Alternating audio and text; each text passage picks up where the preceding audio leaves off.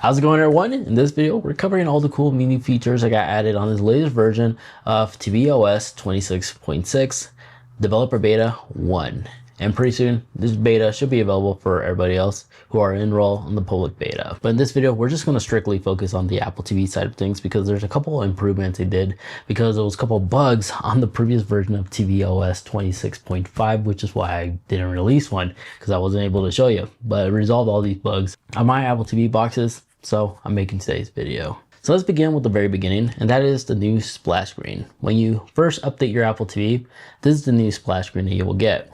Now, in case you missed it or you didn't see the splash screen, or maybe your kids turn on your Apple TV and just hit continue without you reading it, don't worry, because a new feature that the Apple did added is if you go into your Apple TV settings and then you scroll all the way down to the very bottom where it says system, when you tap what's new, you have the ability to bring that splash screen back up. Now, the Genius Browse was recently added on the previous version of tvOS 26.5, but in some reasons it wasn't activated, or your Apple TV would have been bugged because it wouldn't show you the Genius Browse section. That has been resolved, and if you look next to that one, iTunes movie app, as well as the TV show app on the Apple TV has been officially removed. So if we hit continue and we go back into our app library, if you go all the way to the very bottom and browse through your apps, you'll notice that your iTunes app is gone. Now, don't panic because all Apple did was just move it to a different app. And to locate all your movie purchases, TV shows and stuff like that, just launch the Apple TV app. And on this page where it says home, click on that and go down into your library. And this is where it'll take you back to basically the familiar iTunes app that was removed. And this is where you can find all your movies, your purchases, as well as family sharing profiles and all that good stuff right here on the TV shows that you actually own. So that's where that's been moved to. Now, if we go back to the home, and if you scroll down, keep going down until you'll find the Genius Browse. This is that new Genius Browse tab that Apple added in the Apple TV app. Now, recently, on the previous version, I didn't have that. A couple of my Apple TV devices did not have this ability. It seems like with this new firmware update, Apple fixed it on the beta 1 for tvOS 26.6. So basically, you just allow yourself to have new categories. If you're browsing for shows or movies that are fun for the whole family, as you see right here, click on it.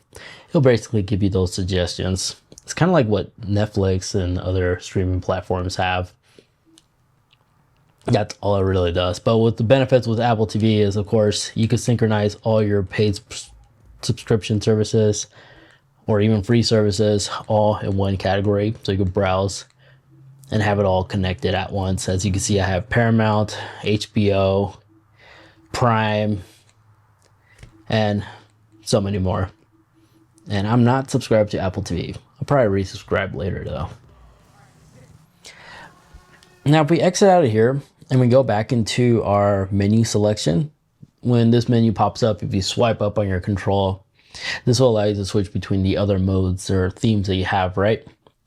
But I don't want to cover Snoopy. I want to show you portraits. So Liquid Glass got enhanced for the Apple TV because the time is not more enhanced than previously. So Liquid Glass animation is much more noticeable now on the portraits time slots, because if we go to different slots, as you see right there, it does that cool glass fade effect. And it just continues with your photos that you synchronize with your Apple TV. And it uses Apple Intelligence to make sure it selects the most photogenic photos that you have captured on your iCloud, which is kind of cool. But the time is new because previously that's how it used to look like, and now it looks like this. Much more subtle and more unified across the other Apple devices. Now, my Apple TV devices, I own a couple older Apple devices, older Apple TV units. And some of them, when I go into my settings and go into screensaver, and when you go ahead and click on the Arial one, the Arial library would be glitched. But now it looks like Apple finally resolved this bug where you can now manually hide all the Arial wallpapers, and you can manually go ahead and disable the cross eye icon to so manually select the wallpapers you want it to show whenever your screensavers go on. So that has officially been resolved, no longer buggy, which is kind of unusual and weird, but WWDC is like right around the corner. This is something that should have been resolved much earlier on during the iOS 26 beta stages, as well as the official release, of course. And then real quick, folks, if you could kindly hit that like button, that truly does help out the channel, as that allows the channel to continue to be powered by you guys, the viewers, which is why you don't see brand sponsorship segments taking like a minute or two off your time. Thanks to you guys, we don't have to rely on brands to power this channel. So thank you so much for those that took the time on doing that and giving everybody else a nice, pleasant viewing experience when it comes to watching our videos. Let's carry on. Another new change is Apple added more tips and tricks on the corner side of things where your profile menu is when you're hovering over your profile. Because now on top, if we select our profile as an example and we go to select different profile, I'm going to be using a dummy one real quick. If we switch, wait a couple of seconds, it'll pop up a little tips and trick on the side saying long hold the TV icon on your controller and will give you access to quickly change between other profiles. So that's new right there. Another one I noticed is whenever you tap the power button on your controller as an example, and then you backtrack, you go back to the home page.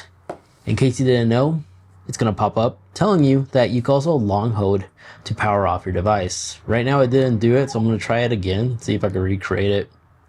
There we go. Hit back. It doesn't look like it wants to. Hold on. Let me try one more time. I know I've done it before. There we go. There it goes. It pops up saying press and hold to switch off your devices. This will include your projector, TV, sound system.